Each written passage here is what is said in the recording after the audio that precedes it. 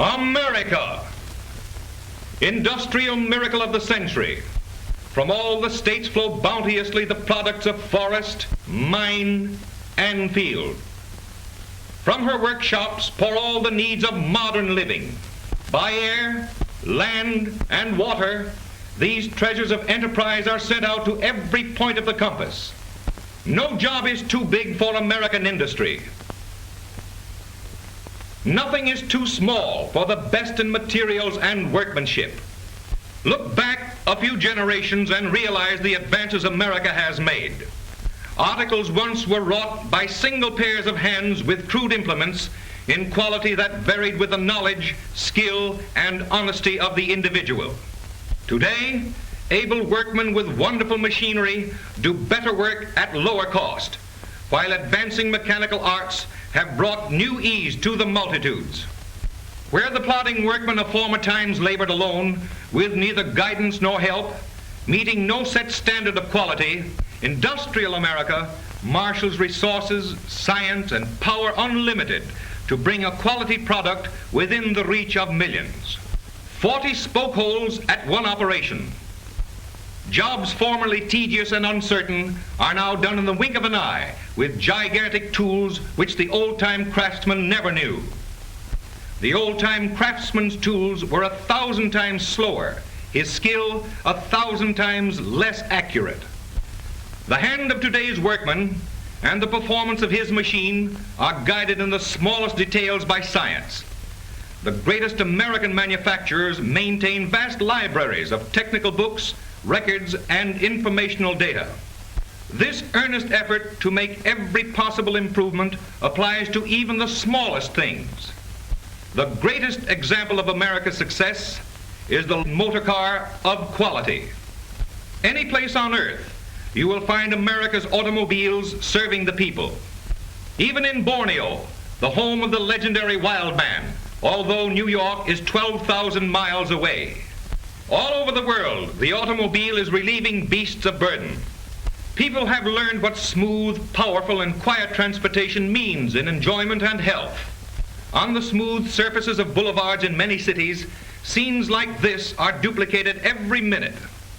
Millions know intimately interesting places, like the Grand Canyon, which were names only to the house-tied generations of former times. Farms are brought close to the cities, and families in the country keep in touch with all that is doing. The American farmer enjoys the world's highest standard of country living. Scientific production of quality, backed by immense resources, greater than any other in the world, have earned a public preference unequaled. It is no accident that the low-priced modern six-cylinder automobile has been elected as the world's most popular car. Over 8 million buyers have recognized the great American value and have chosen for their own the motor car now bought by more people than any other. Weighing the value, they not only secure better performance, convenience, and luxury for themselves, but they also supply the incentive and resources to make possible even greater values for tomorrow. These motor cars furnish lifeblood to all American industry. The automobile consumes over 15% of all steel produced, 1/2 of all malleable iron, over 2/3 of all plate glass, over 1/5 of all hardwood lumber, over 14% of all cotton, 1/4 of all lead, 1/3 of all nickel, and almost 4/5 of all rubber. To say nothing of paying the railroads hundreds of millions of dollars a year for carrying thousands of carloads of freight. General Motors makes almost half of all motor cars, and the largest member of the General Motors family, Chevrolet, is the largest maker of automobiles in the world.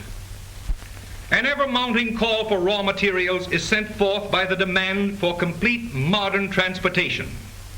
Purchases of the finest materials are made in tremendous quantities from mines, forests, and fields in every region of the United States. In steady stream, millions upon millions of dollars in payment go back to support miners, producers, farmers, and makers of supplies. Power, water power, coal, and plenty of it is purchased to keep the far-flung factories going. Timber, from silent forests that spread over the nation's mountain slopes, selected logs in enormous quantities are rafted down great rivers and carried onward by rail as well as water. All markets must be scoured to find materials that meet quality standards from which there must be no deviation. The purchase of all these supplies is the world's biggest shopping job. No manufacturer in the world uses so much iron and steel as the makers of the great American value. But materials in the rough need the touch of skilled workmen and precision machinery to shape them for service. Machines that work with the exactness of a watch cut out such wonderful parts as gears for the Chevrolet Synchro Mesh transmission. This wonderful machine cuts the gear teeth perfectly and stops of its own accord just when the job is finished. This makes possible low cost and brings to the man of modest means all the advantages of fine car transportation. After every cutting, inspections are made. Gauges that test the gears in final inspections are themselves tested regularly. Every synchro mesh gear must mesh perfectly. Demand for six-cylinder transportation requires the biggest drop forge plant in the world. Furnaces bring steel to white heat, ready for the powerful drop hammers that pound them into shape. A hammer that weighs 120 tons.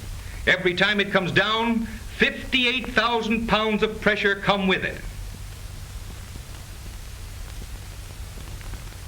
The Chevrolet forge plant at Detroit is the best equipped in the world. 200 hammers and forging machines use 1,800 tons of raw material a day. The biggest motor plant in the world is needed to make the million six-cylinder engines demanded annually by the American people. In the production of the hundreds of parts necessary to make this modern, low-priced, quality motor, every point is protected by scientific checking. The test gauges used for checking crankshafts test both the balance of the crankshaft and also all machined surfaces. But in the making of this great car, more than machinery is needed. Machines grow constantly more intricate. They need the watchful guidance of well-paid operators. And every man earns more because of the machine that helps him in his work. Day by day, mechanical giants like these open their jaws and give forth the product for which the engineering genius of men has fashioned them.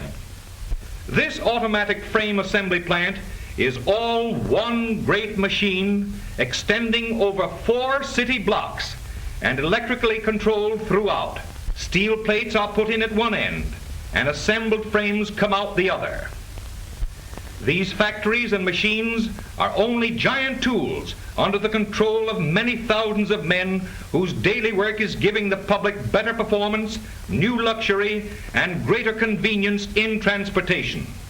No manufacturer pays his workers more than the makers of Chevrolet.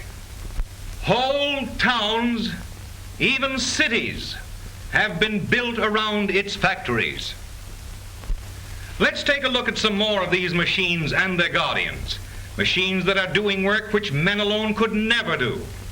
What do you think of a press that weighs 456,000 pounds, pressing at one operation the whole side panel of an automobile in one piece?